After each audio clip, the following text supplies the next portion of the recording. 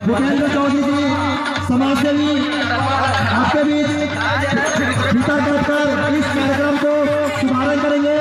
सभी से आग्रह है बताए बढ़ने से, ये मेरे प्यारे भाइयों, ये मेरे बड़े बच्चियां, जैसी गीता को कहा जाएगा आप इनको ताली से स्वागत करेंगे और दो बात बोलेंगे।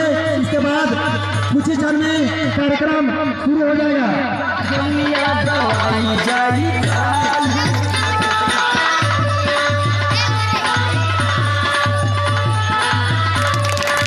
भूपेंद्र चौधरी जिंदाबाद, भूपेंद्र चौधरी जिंदाबाद।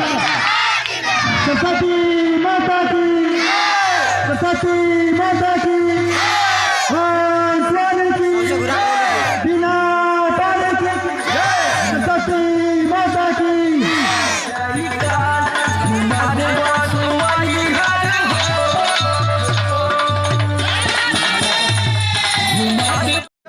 आप तमाम माताओं को आज प्रधानमंत्री कार्यक्रम के शुभ अवसर पे आपका बेटा और आपका भाई के तरफ से हार्दिक अभिनंदन और स्वागत बधाई है।